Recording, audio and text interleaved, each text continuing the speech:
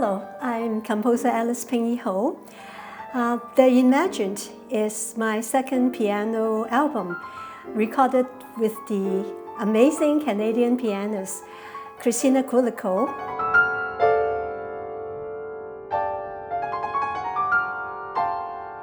I love Alice's pictures at an Imagined exhibition, which feature music seen visually from the brushstrokes of Wesley Tongson, a wonderful Chinese painter.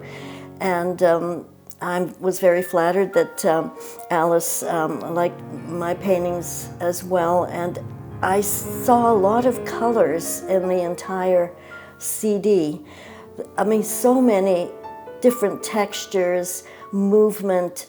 So there's a freedom that I just love. With a work like Alice's pictures, these are imaginary creations. These are things that exist in the mind that she's bringing to life through music and through the performance of Christina Petrowska Quilico. And then there's one called A Manic Ride Through Lollipop Hell, which I think Alice will describe better than I will, but it's kind of a horror, almost a small opera that Alice is working on about four girls, almost like you called it wizardry, the girls, and they're trying to help one. And the music has classical, it has some pop, it has an edge to it, and it's quite an exciting ride.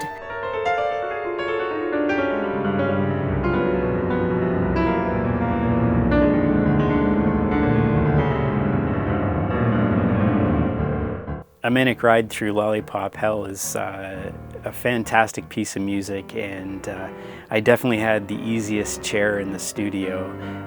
Christina was amazing and in top form. It's a very challenging piece of music to perform and record. I'm always impressed, surprised, and blown away with how quickly Christina can record the most difficult music. She always comes so prepared to sessions.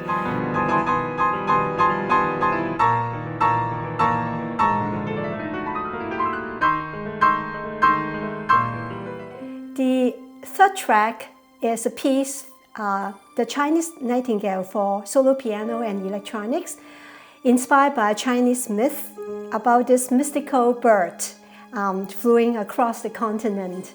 The other one, called Chinese Nightingale,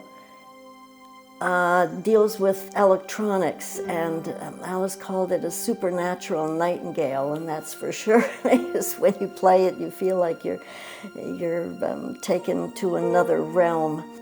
When you look at her recent work, she's demanding things of the piano that, well, maybe are not exactly obvious.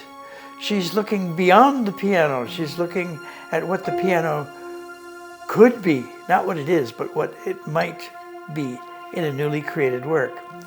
And I think that's the way that the piano and the piano literature, the art of the piano advances, is when composers like Alice think beyond and move from a point of understanding the piano technique to something that's fresh and original and challenging, needless to say.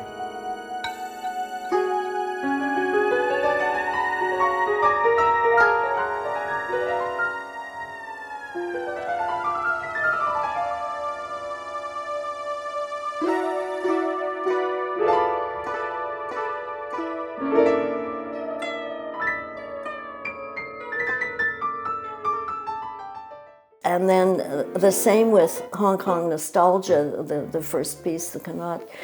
And the Night Market is just amazing. I love that movement.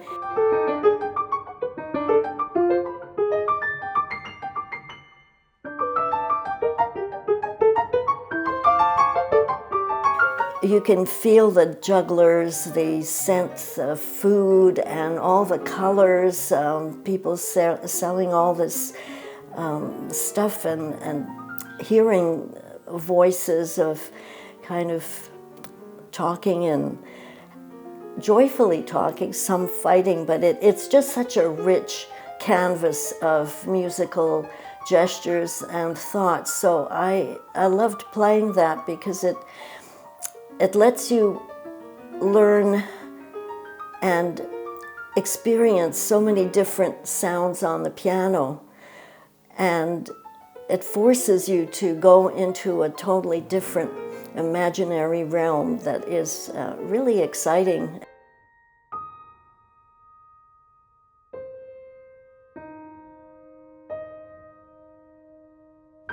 The slow movement of Hong Kong nostalgia is just gorgeous. Again, it's so romantic, and but not in an old-fashioned sense, but just not even sentimental, although there's a better word than sentimentality, but it's just lovely flowing lines, and I think the whole album connects so well from one piece to another, and I love the phrasing of the music. You know, this is very exciting. This is, I'll be honest, it's a lot of fun to work with this team. It just is so enriching, is so stimulating, and so refreshing, really, to bring new work into life. You know, the composer writes those dots on the page, and that's all they are, really, is just dots on the page. And until an interpreter comes along, and I like to say, they breathe life into those notes, and that's when they become music. Working with Alice, I've honed in my love of Chinese art, and having been to the Asian countries, I just love it, and the art and the music, there's nothing like it, and the fusion between the classical, because the piano is the classical instrument, but being able to create that fusion as Alice has done is really quite a genius effect, and it gives the interpreter the freedom to imagine yourself in a different culture. This album is deeply personal to me because each piece represents a journey that is shaped by art, by myth, and memories. I think the audience can imagine they are walking through a gallery of imagined landscapes and imagined spaces, and the piano become the canvas and the storyteller.